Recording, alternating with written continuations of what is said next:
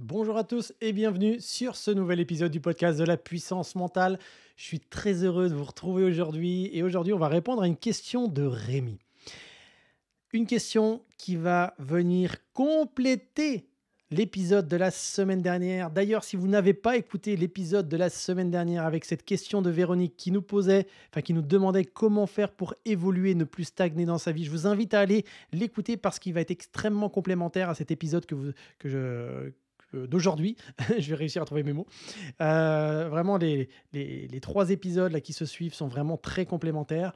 Donc voilà, la question de Rémi, c'est: je manque de clarté, je me sens perdu, comment faire? Alors, comme la question de Véronique, évidemment, ça demande plus que de 10 à 15 minutes pour y répondre, mais en tout cas, elle est vraiment très pertinente, elle est très intéressante parce que justement, actuellement, on est dans une situation où beaucoup de personnes perdent vraiment de la clarté quant à l'avenir, parce que l'avenir semble tellement incertain. Beaucoup de personnes ont peur de l'avenir, certains doutent beaucoup, et ça a forcément un impact au niveau émotionnel, ça a un impact au niveau de votre état d'esprit.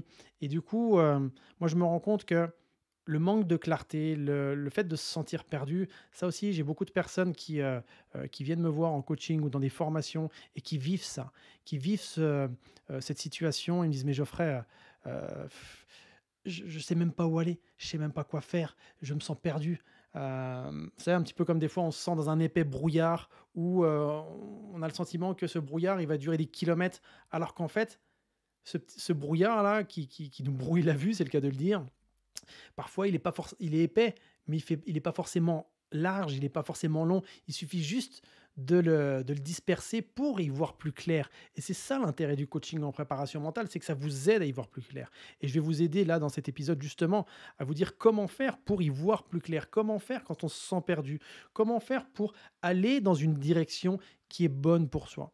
Et c'est vrai que, comme je le disais la semaine passée, la première des choses, c'est évidemment de reprendre la responsabilité en disant: «OK, tiens, en ce moment, peut-être que je suis en train de stagner. Peut-être que je suis en train de ne plus évoluer et je ressens, toutes ces émotions désagréables». Mais tout ça aussi vient se compléter au manque de clarté. Parce que quand on n'y voit pas clair, on a tendance à retourner dans ses vieilles habitudes, on a tendance de retourner dans sa grotte d'habitudes qu'on met habituellement en place, alors qu'en fait, si vous aviez plus de clarté, ça vous permettrait d'avancer vers une vie qui soit meilleure pour vous. Si vous êtes entrepreneur, d'aller en direction de nouvelles opportunités, de nouvelles clientèles. Quand vous êtes salarié et que justement votre job ne vous plaît plus, justement, de mettre plus de clarté va pouvoir, pas forcément besoin de quitter son job, hein. On peut, en mettant plus de clarté, on va savoir sur quoi justement on va porter son attention pour être plus épanoui, pour être plus en joie quand le matin, quand on se lève et qu'on va au travail, eh bien, on se sent en pleine énergie. Et vous savez, moi, quand j'accompagne aussi des sportifs de haut niveau, quand ils manquent de clarté, quand ils sont juste focus sur leur entraînement, quand ils sont juste focus sur la compétition à venir, qui n'ont pas de clarté, qui n'ont pas de visibilité à moyen ou à long terme, eh bien, ils ont tendance à s'identifier à ce qu'ils sont en train de vivre. Et là, ce qui est important, c'est de se demander: mais comment on peut faire quand on veut justement augmenter sa clarté, avoir plus de visibilité quant à l'avenir? La première des choses à faire, c'est d'établir un plan d'action.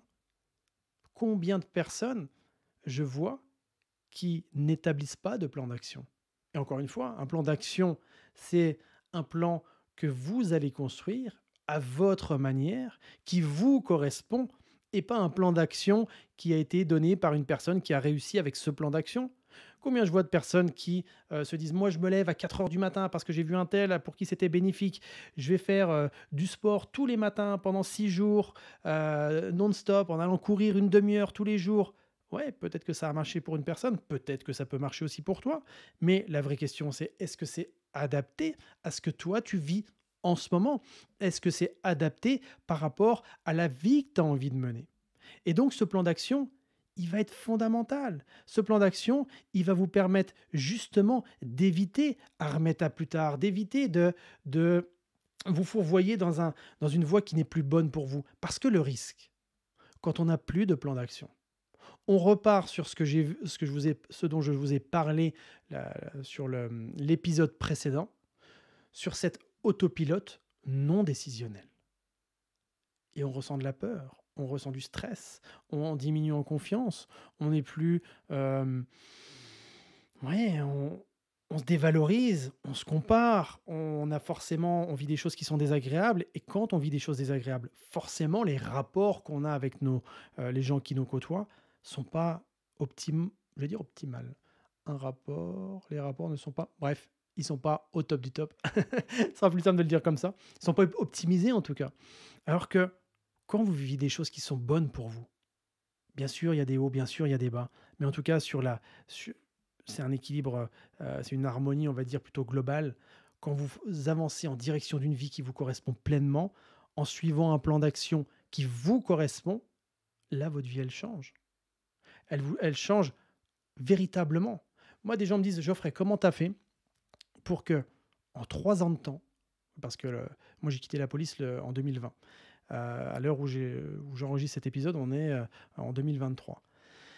Comment tu as fait en 3 ans de temps pour former plus de 150 coachs en préparation mentale, pour former des centaines de personnes dans différents programmes, pour accompagner de nombreuses personnes en coaching individuel, pour créer un podcast, pour augmenter ta communauté? Bah, tout simplement, j'avais un plan d'action. J'avais un plan d'action et parfois, ça m'est arrivé de ne pas respecter ce plan d'action. Parce que l'idée, c'est pas de se soumettre à ce plan d'action, c'est de se demander, tiens, si aujourd'hui il n'est pas adapté, comment je peux l'adapter? Parce qu'il y a des gens, des fois, ils se disent: «Oui, mais moi, j'ai prévu, ça fait 4 ans que j'ai prévu d'aller dans cette direction-là et là, je suis près du but mais je sens que je suis plus animé». Oui, parce que quand tu avais pris cette décision-là, c'était il y a 4 ans en arrière. En 4 ans de temps, tu évolues. En 4 ans de temps, il y a de nouvelles données qui arrivent. Ta vie est complètement différente. Donc si tu restes sur le même chemin avec les mêmes données, forcément, tu vas pas t'adapter de la même manière. D'où l'importance de changer son plan d'action. Et la deuxième chose qui va venir vous aider justement à gagner en clarté et à ne plus vous sentir perdu, c'est de développer un état d'esprit qui va vous permettre de maintenir la constance, de maintenir la régularité.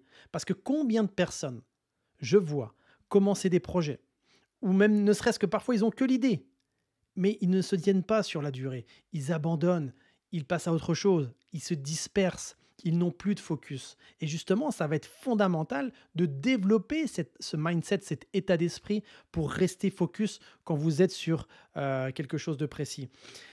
En 3 ans de temps, je vous garantis une chose, si je n'avais pas eu de plan d'action, si je n'avais pas développé ce mindset, cet état d'esprit justement pour conserver le focus, jamais j'en serais où j'en suis aujourd'hui. Et je vous le partage en toute humilité. Quand je vous dis ça, je ne suis pas meilleur que les autres. Mais je suis sorti de cet état d'esprit sur ce phénomène, comme je le disais dans l'épisode précédent, ce phénomène d'autopilote non décisionnel. J'ai repris la maîtrise de ma vie. 2, j'ai mis en place un plan d'action. Et 3, je me suis développé, j'ai intégré un état d'esprit pour conserver le focus. Pourquoi il est important d'être focus? Parce que le risque d'être dispersé, c'est que vous allez perdre de l'énergie. Votre niveau d'énergie, il n'est pas inépuisable. Donc ça, c'est important. Et on ne peut pas être à fond sur 40 projets en même temps. On ne peut pas donner le même niveau d'attention, le même niveau de focus, le même niveau d'énergie. Ou alors, sinon, ça va être des tout petits projets. Des tout petits projets qui vont demander à pas être grands. Si aujourd'hui, vous décidez... Vous savez, je me rappelle... Quand Betty a pris cette décision de quitter Betty, je vous rappelle, pour ceux qui ne le savent pas, j'en parle souvent dans mes épisodes, c'est ma compagne. Ça fait plus de 20 ans qu'on est ensemble. Et au bout de 17 ans dans l'éducation nationale, elle avait envie de partir. Elle dit, tu sais, Geoffrey, j'ai envie de partir, mais bon, moi j'ai envie de garder mon association de danse, j'ai envie de continuer tel projet, tel projet, tel projet. Elle me parle de 3 projets en même temps.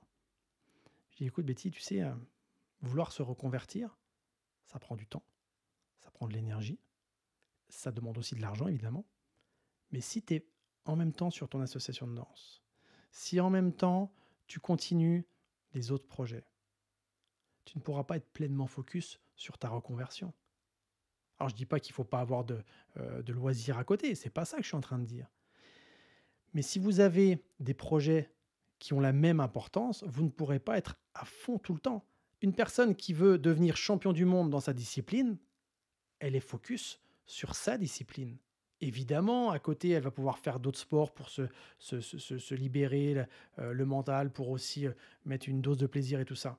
Mais plus vous serez focus et plus vous réussirez à atteindre la vie que vous rêvez.